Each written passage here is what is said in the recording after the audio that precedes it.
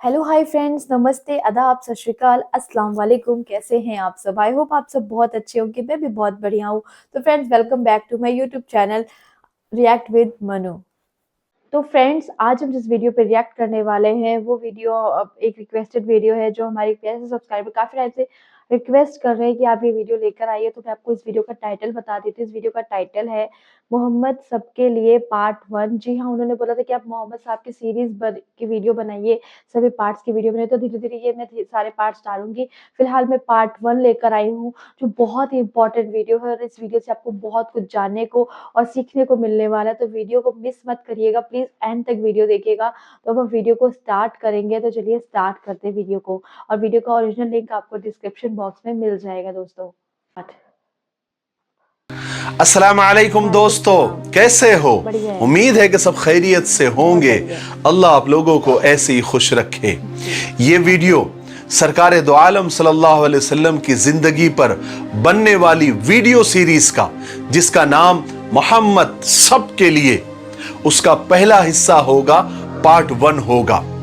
इससे पहले कि हम सरकार दो आलम सल्लल्लाहु अलैहि वसल्लम की सीरत मुबारका, यानी आप सल्लल्लाहु अलैहि वसल्लम की पूरी जिंदगी को सुनना समझना शुरू करें, उससे पहले थोड़ा शॉर्टकट में मक्का मुकर्रमा की सरजमीन का बैकग्राउंड को समझना जरूरी है कि मक्का शहर कहां आबाद हुआ, कैसे आबाद हुआ, किसने आबाद किया, और साथ साथ काबतुल्लाह की तामीर कब हुई, कहां हुई और कैसे शुरू हुई और किसने की, ताकि सरकार दो आलम सल्लल्लाहु अलैहि वसल्लम की पूरी जिंदगी हमारे दिमागों में बेहतर तरीके से बैठ सके। तो चलिए शुरू करते हैं। मक्का मुकर्रमा यानी मक्का शहर आज से तकरीबन 4000 साल से भी ज्यादा पहले हजरत इब्राहिम अलैहिस्सलाम की बीवी हजरत हाजरा अलैहिस्सलाम ने आबाद किया था। यही शहर बाद में मोहम्मद रसूलुल्लाह सल्लल्लाहु अलैहि वसल्लम का वतन हुआ। हजरत इब्राहिम अलैहिस्सलाम के जमाने में ये एक ऐसा इलाका था जहां दूर दूर तक कोई आबादी नहीं थी, यानी न कोई इंसान रहता था, न कोई परिंदा, न कोई जानवर रहता था।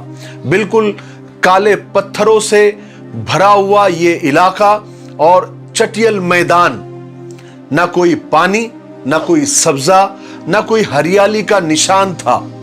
मगर खुदा को इस सरजमीन को दुनिया में बढ़ाना था, इसलिए इस जमीन को आबाद करने का अल्लाह तबारक व तआला ने इरादा किया। उसने अपने दोस्त, अपने खलील, अपने प्यारे नबी हजरत इब्राहिम अलैहिस्सलाम को हुक्म दिया कि वो अपनी बीवी और अपने दूध पीते बच्चे को इस जमीन में पहुंचा दे। हजरत इब्राहिम अलैहिस्सलाम ने अल्लाह के हुक्म के आगे सर झुकाया और अपने बीवी बच्चों को इस वीरान और चटियल मैदान में पहुंचा दिया। अल्लाह के खलील यानी अल्लाह के दोस्त हजरत इब्राहिम अलैहिस्सलाम ने अपनी प्यारी बीवी और अपने मासूम बच्चे हजरत इस्माइल अलैहिस्सलाम को उस वीरान जगह पर अकेले छोड़कर चले गए। हजरत हाजरा अलैहिस्सलाम यहां पर हैरान और परेशान फिर रही थी। उनकी गोद में मासूम बच्चा भूख और प्यास से तड़प रहा था। अल्लाह ताला ने अपने फरिश्ते हजरत जिब्राइल अलैहिस्सलाम को भेजा। जिस जगह आज काबा है उसके करीब हजरत इस्माइल अलैहिस्सलाम जहां प्यास की वजह से अपनी एड़ियां रगड़ रहे थे, अल्लाह के हुक्म से वहां पर पानी का चश्मा उबल पड़ा।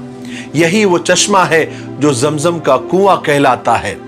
इस तरह खुदा ने इस सूखे और बंजर इलाके में पानी का इंतजाम कर दिया और हजरत हाजरा और उनका बेटा हजरत इस्माइल अलैहिस्सलाम यहां सब्र और सुकून के साथ रहने लग गए। फिर क्या था, यहां पानी को देखकर परिंदे आने शुरू हो गए। हर वक्त परिंदों के झुंड वहां पर उड़ने लगे। इत्तेफाक से उस जमाने में एक काफिला वहां से गुजर रहा था। वो काफिला एक कबीले का था। वो कबीले का नाम बनी जुरहुम था, जो पानी की तलाश में इधर उधर भटक रहा था। उसने परिंदों के झुंड को उड़ते हुए देखा तो समझ गए कि यहाँ कहीं पर पानी मौजूद है, और ढूंढते ढूंढते वो उस कुएं के पास पहुंच गए। हालांकि ये वाकयात बहुत लंबे हैं, लेकिन यहाँ पर आप सल्लल्लाहु अलैहि वसल्लम की सीरत बताना मकसद है, इसलिए मैं ये सब वाकयात पर शॉर्टकट में और मुख्तसर अंदाज में मैं बोलकर गुजर रहा हूँ। उस कबीले वालों ने यहाँ आकर देखा तो क्या देखते हैं कि एक अकेली औरत अपने मासूम बच्चे को लिए बैठी हुई है। तो उन लोगों ने हजरत हाजरा के पास आकर उनसे यहाँ रहने की और पानी इस्तेमाल करने की इजाजत मांगी। हजरत हाजरा अपनी तन्हाई से घबराती थी, उन्होंने काफले वालों को वहां रहने की इजाजत दे दी और इस तरह हजरत हाजरा के बाद पहली आबादी कबीले जुरहुम की वहां पर आबाद हुई।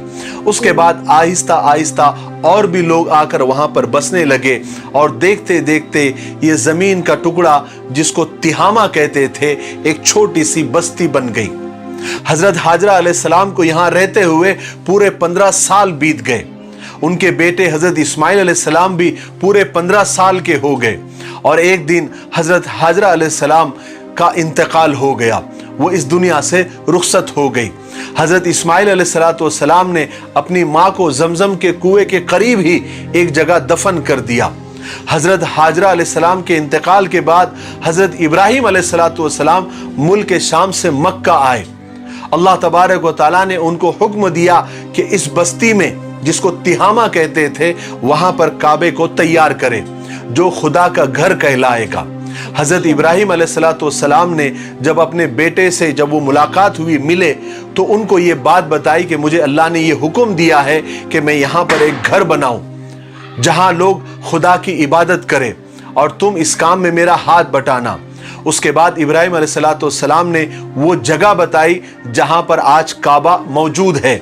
हजरत इस्माइल अलैहिस्सलाम ने फौरन अपने बाप का हुक्म माना और तामीर के लिए पत्थर वगैरह इकट्ठा करना शुरू कर दिए और हजरत इब्राहिम अलैहिस्सलाम ने दीवारें बनाना शुरू कर दी और कुछ ही दिनों में काबा तैयार हो गया, जहां पर लोग खुदा की इबादत करने भी लग गए। हजरत इब्राहिम अलैहिस्सलाम खुदा के बरगुज़ीदा रसूल थे। तमाम उम्र लोगों को खुदा की इबादत और सीधे रास्ते पर चलने की बात करते रहे और तबलीग करते रहे, लोगों को समझाते रहे। काबे की तामीर के बाद हजरत इब्राहिम अलैहिस्सलाम का भी इंतकाल हो गया और अल्लाह तबारक व तआला ने उनके बाद इस्माइल अलैहिस्सलाम को नबी बनाया। हजरत इस्माइल ने भी लोगों को खुदा के एक होने का पैगाम दिया और सही सही और सच्ची बात लोगों तक पहुंचाई। इस तरह मक्का में हजरत इस्माइल अलैहिस्सलाम का सच्चा मजहब फैलने लगा और अल्लाह तबारक व तआला ने लोगों के दिलों में अपने पाक घर की इज्जत और मोहब्बत डाल दी, यानी काबा की मोहब्बत डाल दी और बहुत जल्दी दूर दूर तक इसकी शोहरत हो गई, एडवर्टाइज हो गई। आखिरकार 100 साल तक लोगों को सीधा रास्ता बताने वाले हजरत इस्माइल अलैहिस्सलाम का भी इंतकाल हो गया। आपकी शादी चूंकि मक्का में ही हुई थी तो आपकी औलादी भी यहीं पर रहती थी, यहाँ तक कि आपकी औलादें इतनी बढ़ गई बाद में कि वो दूसरे शहरों में भी जाकर बसने लगी। मक्के वालों में बैतुल्लाह शरीफ के इंतजामात की बहुत अहमियत थी और बैतुल्लाह के इंतजामात करने वाले यानी ट्रस्टियान जो काबा थे वो हजरत इस्माइल अलैहिस्सलाम के ही खानदान के लोग थे। चूंकि वही लोग ट्रस्टी थे इसलिए काबे की चाबियां भी उन्हीं के पास होती थी। हजरत इस्माइल अलैहिस्सलाम की औलाद में अक्सर लोग खुदा को एक मानते थे और उसी आसमानी दीन पर वो चलते थे जो हजरत इस्माइल अलैहिस्सलाम लेकर आए थे। लेकिन फिर जैसे जैसे वक्त गुजरने लगा दीन में नई नई बातें बढ़ने लगी, यहां तक कि काबे के करीब जो पत्थर पड़े हुए होते थे या काबे को लगे हुए होते थे, लोग काबे की वजह से उन पत्थरों की भी इज्जत करने लगे।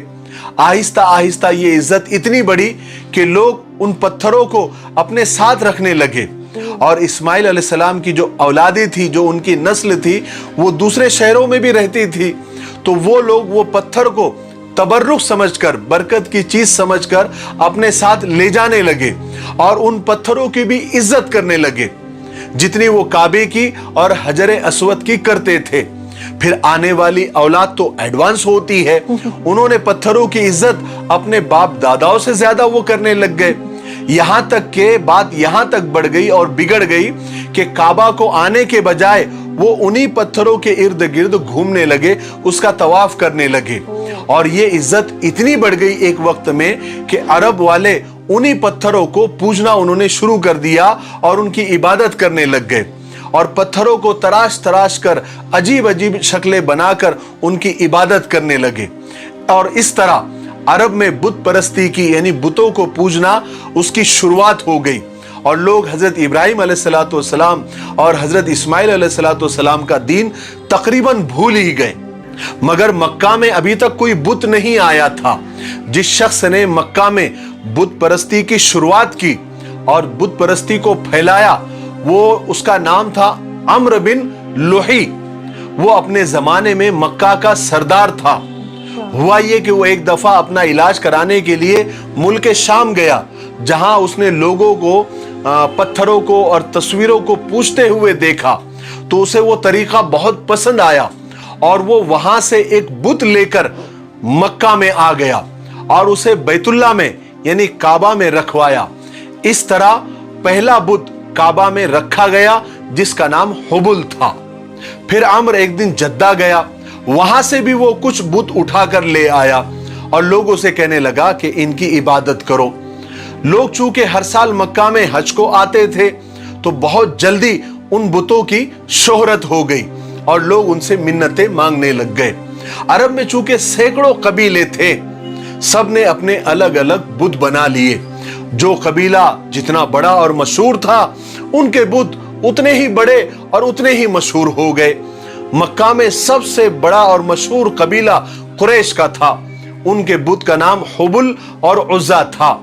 और दूसरा जो मशहूर कबीला था वो ताइफ का था, जिसका नाम सकीफ था, कबीले सकीफ, और उनके बुत का नाम लात था।